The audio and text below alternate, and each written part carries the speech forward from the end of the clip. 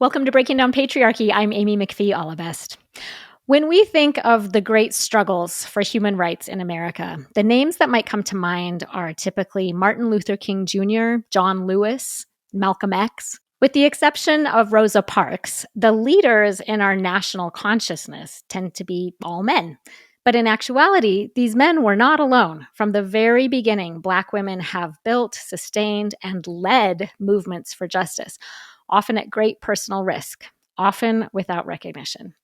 From the anti-lynching campaigns of Ida B. Wells all the way to the fight against police violence today, Black women have always been at the forefront of human rights struggles. And yet their stories have all too frequently been left out of the historical record. So I am thrilled about the recent release of the book, Without Fear, Black Women and the Making of Human Rights. With a far-reaching scope and meticulous research, Dr. Keisha Blain traces generations of women who have challenged white supremacy, colonialism, capitalism, and patriarchy.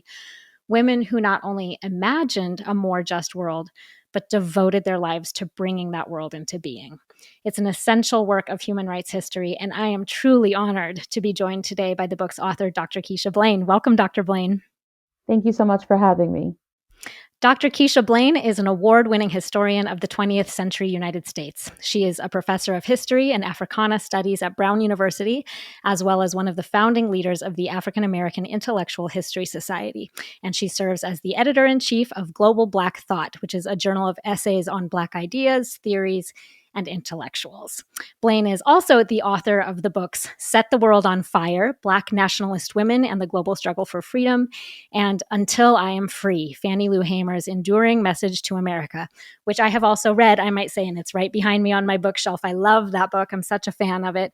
And so also highly recommend that. And her most recent book, which we'll be discussing today, is titled, again, Without Fear, Black Women and the Making of Human Rights. And it was just published just this past September. So congratulations on your book. That's so exciting. Thank you so much. So I'd love to start our conversation with a little bit more of a personal introduction. We talked about your professional bio, but tell us a little bit about where you're from, just some things about you that brought you to do the work that you do today. Yes, and so I'm actually from the Caribbean. I was born in Grenada, but I mostly grew up in Brooklyn, New York. And I think those two things alone give you a window into perhaps just how my earlier experiences shaped my trajectory and led me to the path, I think, of becoming a historian of the Black experience, and particularly one who thinks transnationally. I think the personal experience of having lived in two different countries made a major difference. I will also say that I did not intend to become a historian initially. I thought I would become an attorney. I was on the path to do so initially when I attended Binghamton University in upstate New York. But I took a course, I took a history course simply because it was required. And yet I fell in love with history and decided by the end of that first year that I would switch my focus to history. And quite frankly, I've never looked back, but I've been deeply drawn to the stories of people who look like me. I've been interested in learning more about Black people, certainly, and Black women in particular. I've been interested in understanding their lives, their ideas, and doing so both in the context of United States history, but even more so in the context of global history. And so this new book reflects all of these interests, and I'm thrilled to be able to discuss it with you today. I'm very excited to discuss it. And it just strikes me the moment that we're in right now, that the book is being released right now as truly like Black history and women's history. And then that intersection of the two is being purposely erased, right, in this moment. So could you speak to that a little bit as a historian working in the space that you do and kind of the time in which this book is coming into the world? Yes, as we know, these challenges have been happening, and I think for some time. I will say that when I started writing the book, it was very much within the context of the political and social movements around the police killing of George Floyd. And so there was a lot of energy. There was certainly I think, a lot of interest in talking about a number of topics, including state-sanctioned violence, but also broader topics around inequality and the mistreatment of Black people in the U.S. and globally. And I think that was a moment where people seemed to be willing, at least, to listen, to have a conversation. And I think many people were moved to either join political and social movements around these concerns, or at least start learning more about the history, the lives, and experiences of Black people. And very quickly, I think we noticed how the nation shifted, and so did the world. We went from a moment where people were saying things like, we have to talk about a reckoning, we have to talk about how we might work together, we have to talk about ways that we could form alliances. And then within a year or two, I think the narrative shifted where it became clear that all of a sudden the groups, the marginalized groups that tried to raise attention to the challenges they were facing were now being called all of these different names, and now it was, well, actually, Black people are perhaps privileged in some way, or and they're taking away things from other groups. And so it was unfortunate, I think, on the one hand, to start the book at a moment of possibility, and then as I was writing the book, I certainly paid attention to how the dialogue shifted on a national scale, and even on a college campus, where I teach, how people started discussing these topics differently. I will say I could not have predicted that the book would come out in a year as tumultuous as this one. I think a lot has happened, certainly since 2020, that I did not anticipate. I think many people perhaps did not anticipate, and so I've had to think deeply about what it means to release a book on Black women's history.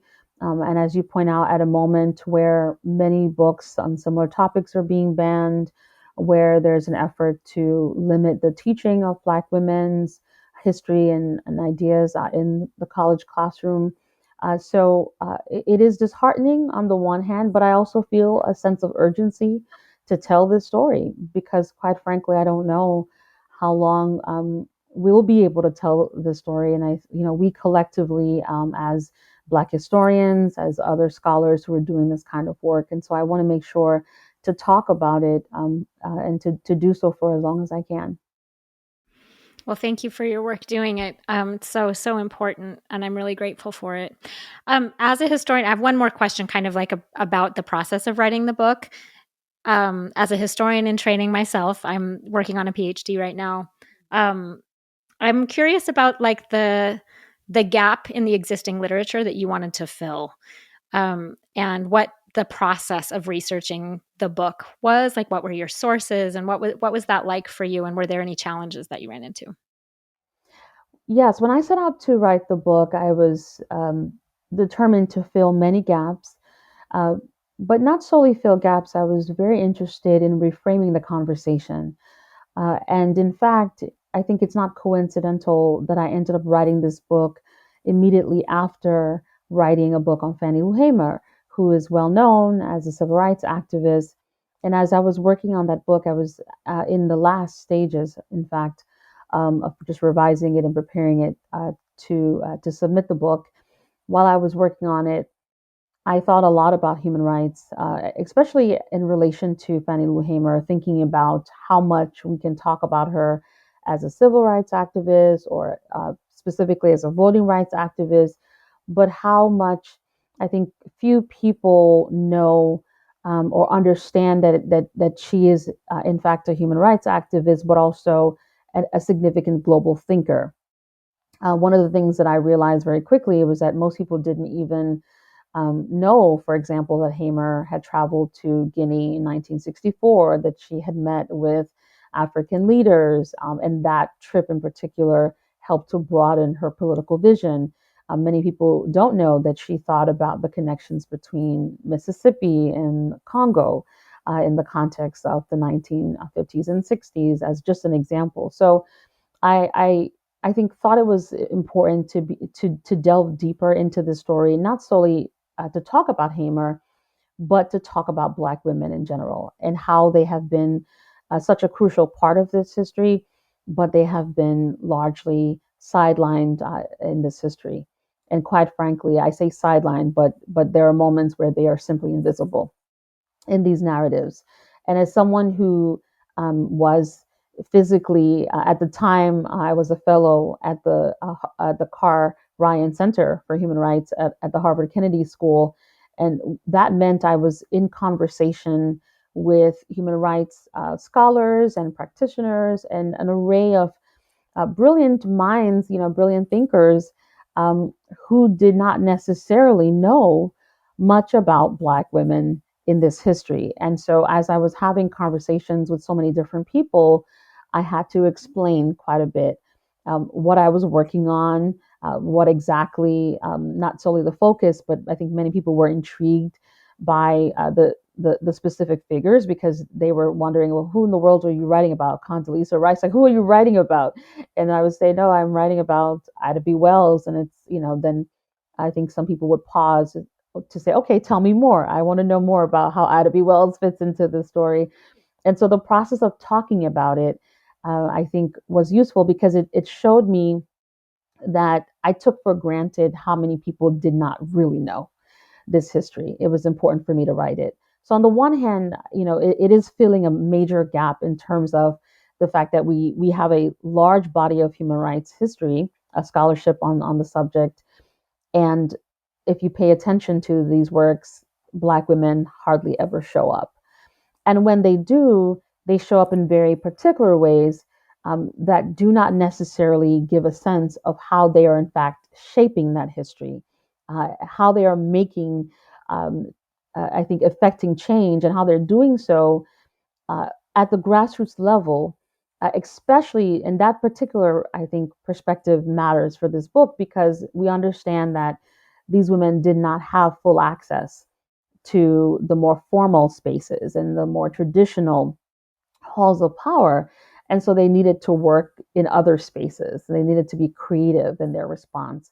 And so the book is, on the one hand, I think, changing the focus, going from rather than looking at a top down perspective, thinking deeply about a story that begins at the bottom and really grappling with how it moves and perhaps how women are able to affect change from the ground up. That's one aspect. The second is really thinking through how these women made human rights their own. So we understand that there are all of these thinkers, especially European ones, and I talk about European philosophers. Certainly, someone like Nietzsche, very important in this history. But the framing of the scholarship is that these individuals ultimately they shape the narrative, they shape the vision, they shape our understanding of what human rights is, and we don't get a sense of Black women saying, actually, we are part of this too, and it's happening in so many different ways, and it's happening for decades. So the book, I think, accomplishes many things, and then I'm also extending the chronology because so many scholars focus primarily on the 1940s with the establishment of the United Nations as an example, as a pivotal moment for understanding human rights in a modern era. I begin in the 19th century, and long before the term even articulate, I think even circulated in public discourse, I'm arguing that Black women were already thinking about it and they were already working toward it. So multiple different, I think, contributions. And I certainly hope that beyond just the scholarly frameworks, that it is the kind of work that resonates broadly with readers, non-academic readers as well as academic ones, because I do want this to be a book that people are able to learn something from and to find useful in their everyday work. Oh, that's wonderful. That's so great to hear about. Can you also tell us just a bit about your research methods and like the process of writing the book? The process, I think, was quite exciting. I will say one of the things that I love about writing these kinds of books is that you almost feel like you're a detective. You're having to pull pieces together. And I certainly had to do that. Of course, that process is challenging. But when I discovered someone in a Black newspaper, for example. If I was reading about um, a particular conference and there was a reference to a Black woman who gave a speech about human rights, the first thing I needed to do was figure out who's this individual. And I would utilize census records to identify the location of her, and the year of her birth, and then be able to um, figure out what else I could find out about her. Where did she go to school? Where did she work? Who is this person, and how did they get involved in particular organizations. So it was a lot of piecing together because many of the women I talk about are not as well known, and so I utilize traditional archives, certainly, but I paired those with census records, historical newspapers, and then I also utilize oral histories, especially for the latter part of the book, where I could find people to talk to about what was happening in the 1980s or the 1990s. It was wonderful to be able to talk to them and figure out ways to weave these stories into the book. Lots of piecing together, but it was quite extraordinary and I think very rewarding experience. Oh, that's amazing. Thank you for sharing those details. I think they're fascinating. And it's grueling, kind of tedious work. Sometimes like people don't realize Yes. that when they read a book that's all done, they think the person just sat down and wrote it out, but there's a lot of Mhm. hours combing through. Absolutely, and I would say lots of years. So what's interesting about writing this book, I mentioned that I started writing it in 2020, but even though I sat down to write it in 2020, I ended up utilizing material that I had been collecting for at least 10 years. And Wow. so it's important to think about just how long the process is to be able to piece together these narratives. There are women who I first encountered while I was writing my dissertation as a Mm, grad student, but I just didn't have the time. And I knew that I needed to finish a dissertation, I needed to move things along, but I was so intrigued that I just kept digging and digging and digging. And I was able to now return to some of these women in this book. And so it is truly a long process, a difficult one, but it's exciting when the pieces come together. mhm. That's amazing. Can I say too, I have a comment. This is kind of in my heart and like right at the top of my mind today for me. I have a dear friend. I live in Utah, and I have a Okay. dear friend who's black, a black woman in her 50s. And I mean, where she lives is so, so, so white. And she's lived there for years. And she and I went to lunch yesterday, and she was really emotional. She's having a rough time. And she talked about talking to white women, very well meaning white women that she knows who just have not had the exposure or the education and are so really truly ignorant of even basic parts of history. And she was saying like, I don't know how I can educate all these women. And I just said, you know what, first of all, you don't have to. Like, that is Right. not your responsibility. You don't owe that to people. But I said, but if you do care, if it's something you want to do, there are scholars out there who have dedicated years and years and years of their lives to provide a resource so that you don't have to do all that work. I mean, a lot of us don't know it anyway. We wouldn't know it to that depth, but you can give them a book or say, go to the library, here's the title, check it out. And then they can do that work themselves. So I just want to say with all my heart, like how valuable this is and how it really does affect real people's lives to have a resource. Then you put in all of that work so that then it can be disseminated broadly and it doesn't have to be duplicated. So it is a work of it's a huge gift that you've given to Thank people. you. So Thank you. And I would say too, I've spent a lot of time thinking about what it means to write a book like this in this particular moment where um, some of the collections that I utilize for the book are housed in um, libraries or archives across the nation that have lost significant federal funding simply because of the focus mhm. on Black people and Black women. And in one instance, I was trying to figure out really how to respond when I learned that one of the research centers that I visited They announced that they had to lay off staff and they were cutting back in all of these ways because of the funding concerns. It made me wonder, will this even be available in 20 years? And so on the one hand, the book is a secondary source, and I'm able to draw on all of these primary sources, and I've included a ton of information in the footnotes because I want people to follow up on this. I'm hoping this inspires others to write many other books. At the same time, I think about what it means for a future researcher to show up at a center where they're hoping to find this material and they're just not available because of the significant funding cuts that are happening in the moment. So then my book may be more than the secondary source, right? And might have to function in a range of different ways. It's something that I haven't had to think about, before, but I now have to think about it. I think a lot about it now because it is scary, and it's disheartening. But it really, to my point earlier, it brings on for me that sense of urgency, and I'm grateful that I was able to release the book, and I encourage those who are doing research on these topics to really push to get them done because we simply don't know what the future holds. Yeah. Yeah. Well, again, thank you. Thank you for all of that work. Well, let's get into some of the content of the book and talk about the women that you highlight.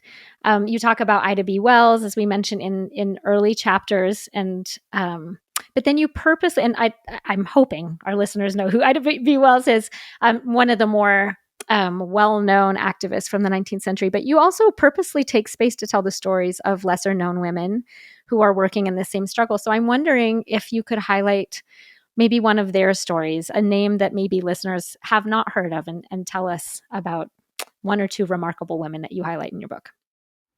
Yes, one of the women who I write about in the book is Pearl Sherrod. And this is someone who is a working class Black woman living in Detroit in the 1930s. I focus on her because she shows up at this Pan Pacific Women's Conference in Vancouver in 1937. And it's in fact the way that I found her in the archives. And what she does is she shows up at this conference. It's a gathering of white women and Asian women interested in cross cultural solidarity, and they're thinking about women's rights in a transnational lens.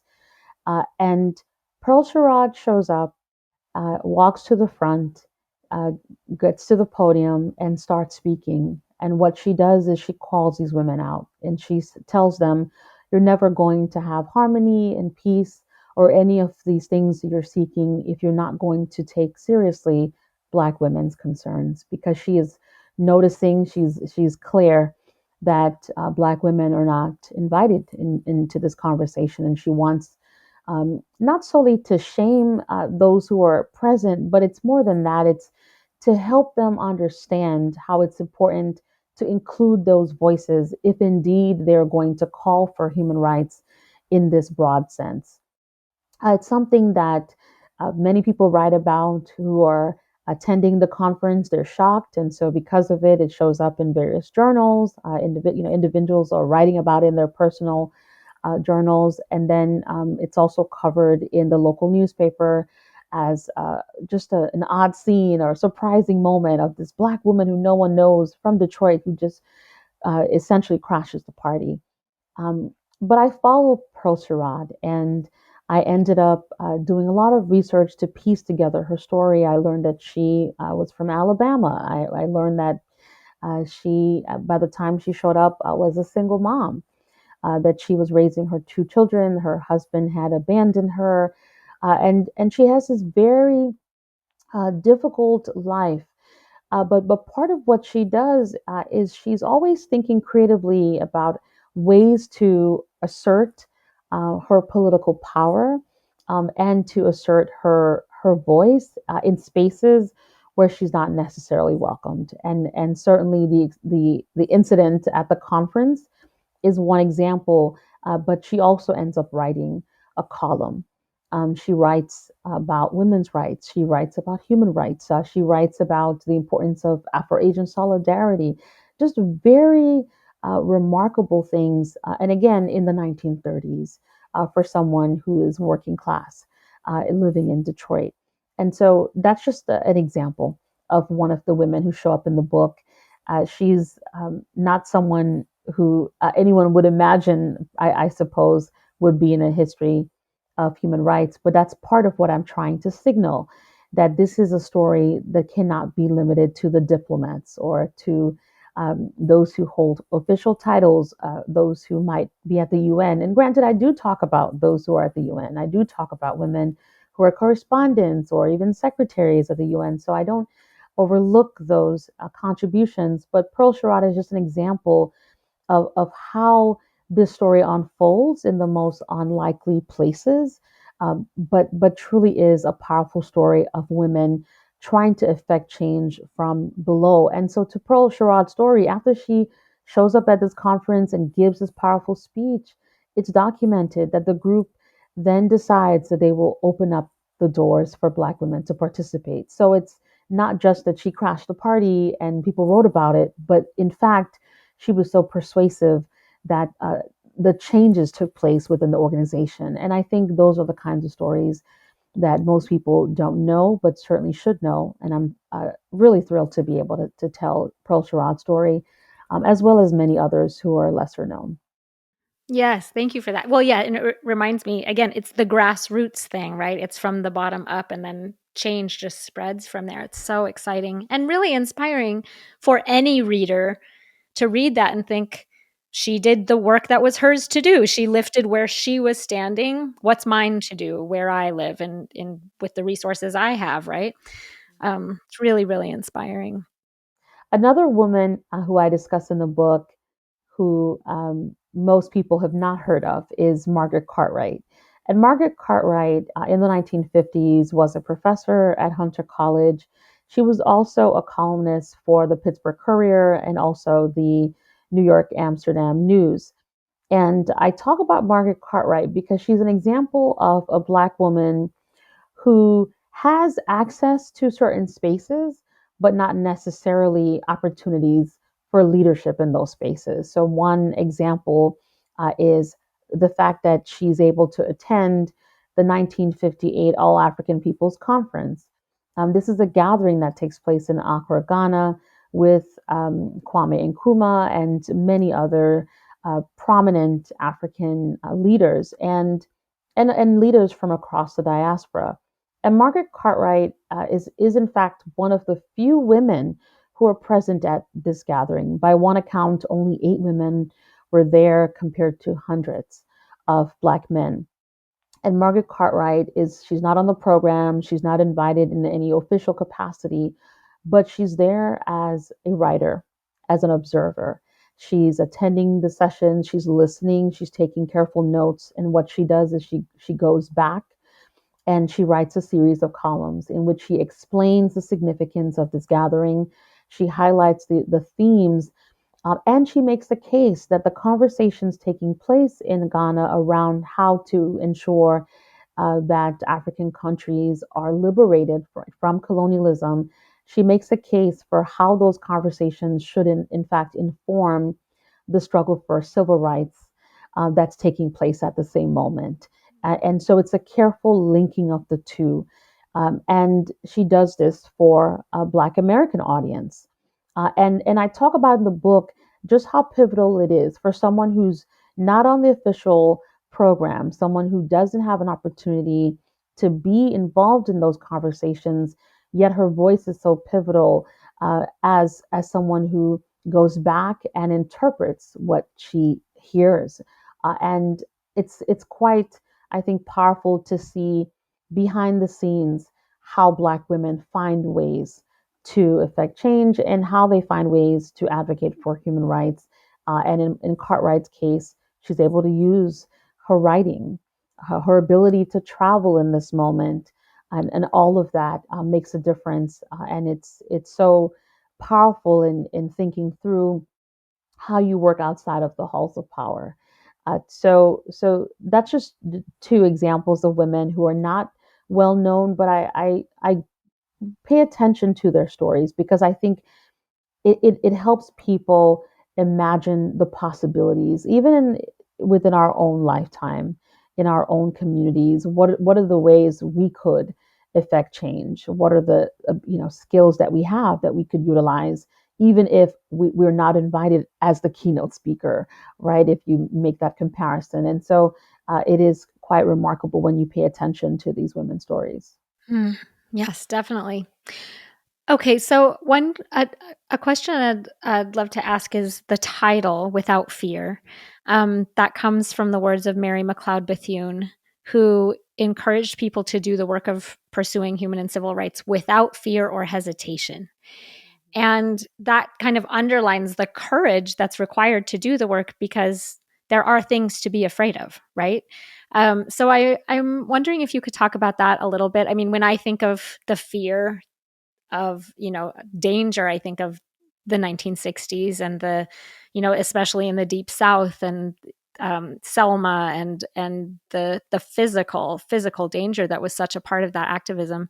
So you could talk about that, or I'd also love to hear about the risks that come with this work today. Yes. I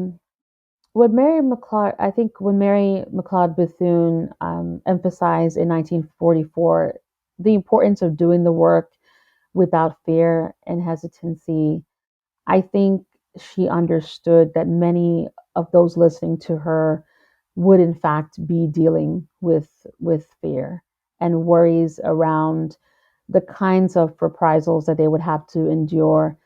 uh, One of the things I talk about in the book is how someone like Margaret Cartwright ends up losing her job at one moment. And at the time she was working for the State Department, she loses her job because the critique is that she's too involved in politics. She's too wrapped up in all of these efforts.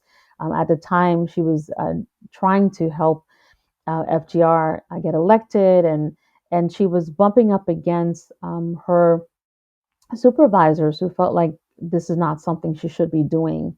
And that's a small example. But then there are other cases that I talk about of women even earlier, like Mariah Stewart, who's a powerful public speaker, and yet she has to stop giving public speeches. She has to pull back from public life, and she has to do so because of the threat of violence, because she's worried about her personal safety. So there are women who I talk about in the book who are arrested. They are arrested, sometimes blocked from being able to travel abroad simply because of the ideas that they hold. So it is quite risky for these women to be making these demands. And oftentimes, the political connections they're making, the political solidarities they're forming, well, those are causing them problems too. When federal officials are wondering, well, why are these women in contact with South African activists? What exactly is going on in these conversations? And so these women are surveilled, and they are constantly worrying about how their commitment to human rights broadly will in fact cost them their jobs or their livelihood, their ability to care for themselves. Many of them are mothers, so they're worried about their families and their children. So it is quite, I think, to the point that when Bethune says this, she is mindful of the challenges at every level, and there were so many things to fear. And I think in the contemporary moment, the same is true. The same is true, and we see this every day of people losing their jobs simply because they have decided to stand up and speak boldly and advocate for human rights for all people, and and sometimes face imprisonment, and the list goes on. So I think what happens in a historical sense we see continuing today. So that leads me to my next question, and that is I know for people involved in human rights work, a lot of times you're planting seeds that you're not going to be able to see the fruit from the tree you know, you're thinking about the future and the future generations. And I'm thinking this especially as we're at this moment, as we've talked about in American history, where we're not actually sure what the future holds, and some of the even rights that have been won are now backsliding. So there's fear of reprisals, there's fear of danger, there's also fear of like, I don't know what's coming. But so I'm wondering if I can ask a personal question. I guess more broadly, what keeps people going? And if I can ask you personally, what keeps you going in this work? Well, so many things. One of the things that I think about often, um, quite frankly, are my sons. I have two young sons, and I think about them, and I think about the world that I would like them to live in. I think about the society that I want them um, to be a part of, and I know that things are not exactly what they should be in this moment. But part of the will to keep fighting is the hope that if I don't necessarily see the changes in my lifetime, that perhaps they will have a chance to do so in the future, and hopefully their children too. So that's at a personal level, I think about that, and I will admit, especially with everything that has happened in the last year alone, there are moments where I do feel discouraged in doing the work. But I think about how dangerous it would be for me to stop doing the work, and what it would mean, not only for my children, but what it would mean for children all over the world, what it would mean for so many others. And the other thing, too, one of the benefits I think of studying history is having that long view, being able to spend time with these women, being able to see, for example, how someone like Maria Stewart in the 1830s articulates certain very, passionate, this very passionate and clear vision for human rights. And it change doesn't happen immediately, certainly, but then being able to reflect on um, what would happen later in the 1950s or the 1960s, or being able to reflect on the fact that Mary Church Terrell gives a speech in 1919, and reading her words, uh, it's quite extraordinary because she's effectively saying and expressing the same message that would later be articulated in the 1948 Universal Declaration for Human Rights. And so many of these women don't, and granted, many of them do live long lives, and so they have an opportunity to see things change. But there are others who don't have an opportunity to see things change, and might imagine that their words fell on deaf ears. And perhaps those words did fall on deaf ears in 1919, but with time, they began to take root, and people began to listen in different ways and respond. So that keeps me going because it tells me that I can't only pay attention to what I see. I don't have a crystal ball, which means I don't know if change is about to happen 2 days from now, 2 years from now, or 20 years from now. But giving up now um, doesn't actually seem to be the sensible response. I have to keep pushing until I can't push anymore, right? Until I'm no longer here. So I think about how change isn't a neat process. There are times where you do go forward, and then there are times where you step back. But this book is a reminder that human rights are not permanent. You don't sort of fight for rights, secure those rights, and then relax. You have to keep fighting to protect those rights, and that's what we're facing in this moment. Yeah, thank you for that. Well, that sadly leads us to the end of our conversation. But if I could ask you one more question, our season in season 5 of the podcast is emphasizing action. So I'm wondering if there are kind of some takeaway, actionable things that listeners could do based on the work that you've done, based on the book that you've written. Well, I would encourage everyone to think of ways to connect with a local organization that um, is involved in human rights advocacy. And that's a fairly broad umbrella, but I think that's important to do. I said local because I think oftentimes we don't pay attention to the people in our communities, in our backyards, right? In that sense, we don't often think about the folks who are struggling to make a difference and they don't have the visibility and they don't have as much in terms of the resources, and they're looking for people to support the work. So take a look at what's happening in your community. Who can you collaborate with? Who can you work with? Who can you support so that change can happen within your space? And not to discount important national organizations or international ones, but perhaps take a look around and see how you can support something, some group, some initiative that's happening in your community. Well, thank you so, so much. That's a fabulous, fabulous takeaway. And again, I just want to recommend to listeners to go out and get this book. Again, it's by Dr. Keisha Blain, and the title is Without Fear: Black Women and the Making of Human Rights. And Dr. Blain, if you can just leave us quickly with maybe social media handles or a website anywhere that we can find your work. Yes, I encourage people to reach out to me. I'm on LinkedIn. I'm also on Instagram. It says Keisha, N for my middle initial, and Blain. And I'm also on X, just Keisha Blain.